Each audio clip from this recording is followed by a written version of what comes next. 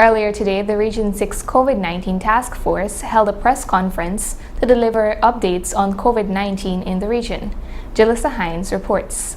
Earlier today, a press conference was held at the Regional Democratic Council's boardroom by the Regional COVID-19 Task Force to discuss matters of COVID-19 in the region. To date, Region 6 has recorded 109 active COVID-19 cases. Regional Health Officer for Region 6, Dr. Sharma, disclosed the number of persons that are vaccinated in the region. Our vaccination rollout. We have 27 health centers in 6. In Region 6, we have 19 of those. 19 of which vaccines are available. We were discussing earlier, come Monday, we'll have the vaccines available in Oriala and Siparuta Health Centers as well. Nurse Philip and Nurse Mark agreed to facilitate this via Zoom. They will train and we'll ensure the vaccines get there by Monday. Since the commencement, Region 6 would have done 80 outreaches to ensure vaccines are available and readily accessible to Region 6. Times I will check the reports in the night. For example, on Wise Avenue, 1, 2, 3 with access to health centers.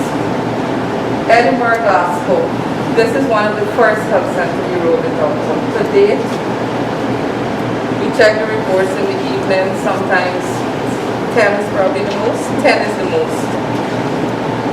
Fort Ordnance, one of our challenging areas in Sarnia. Fires, Kilcoy, Chesney, Manchester, North, Kildown, and Liverpool. These are some of the areas in Region 6 where our turnout, the residents are hesitant or they are not accessing. We also have some areas, some NDCs that must be complemented.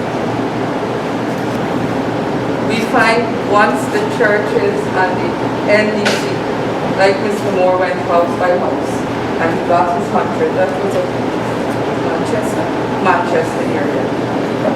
So more of that is definitely welcome. Dr. Sharma then disclosed the details of the vaccination drive, which will be held tomorrow at various locations in the region, and encouraged persons to come out and get vaccinated. We will be going across the region from one end to the next. We will be starting from J Supermarket. We're going to Crabbit Creek, 64 Health Center. We will be in Albion. Which other sites you got? We will be in Fancy Supermarket. Close to 13 Drive, Black Saturday. We're asking everyone in this forum, please play a part in this spreading and ensure we get the message out, the right message out, and ensure we get as much vaccinated as possible in 6. We're at 41.6% lead in the country. That's good, but we still have a very, very far way. We're all humans, and that is why I put this humanity. So we're all humans, and we need to look out for each other. And we need to understand and put ourselves in each other's shoes so that we can exit this pandemic safely and in a timely manner. Chairman of Region 6, Mr. David Armagon, also gave a speech on the rising COVID-19 cases in Region 6. Way which is appreciated by the community in which we live. Now, these statistics that Dr. Sharma has presented are very worrying statistics. Because if you look at when this thing started last year, up to the last 2 months, prior to the last 2 months, we only had 9 deaths. In the last 2 months alone, we had 14 deaths. So it's nothing to be jumping around about. This is a serious matter, which means that whatever we are doing is not enough to ensure that we can control this pandemic in the region. To be having now 109 active cases is too much for this region. And every day it seems to be getting worse. Every time I ask Dr. Sharma to send me the statistics, it looks worse and worse every single day. And I am not, it seems to me that people are not taking this disease seriously. If you even look at it nationally, yesterday alone we had 183 cases. And in 2 months, April and May, we are even not half in May yet, we have had 100 deaths within the last 2 months in the country. April and half up to where we are now in May. And that's if we continue like that, it's not going to be good for this country. The other thing too that we are seeing, trend seems to be, that this disease is no longer confined to attacking old people and elderly people and people with comorbidities. It seems to be attacking young people with no comorbidities. People who are healthy, young people who have been doing their work, healthy people in their 30s and in their 40s and in their 50s. Now that's a very worrying sign. It's either that we are getting more careless or the variant is getting stronger and the spread is greater. Mr. Aragon further commented on issues pertaining to vaccination in the region.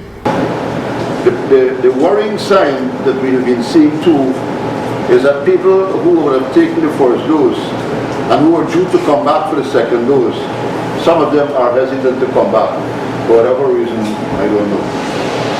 But that's another problem that we have to be able to look at, because you're not fully vaccinated until you have both doses.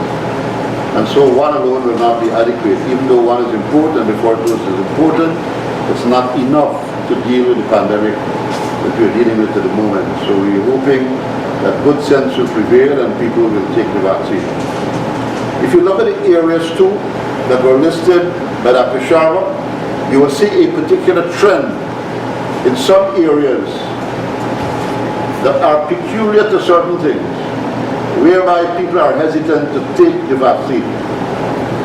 Now I don't know who is spreading what kind of message out there, but we need to let every single person in this region understand that the vaccine is one of the ways by which you can be protected.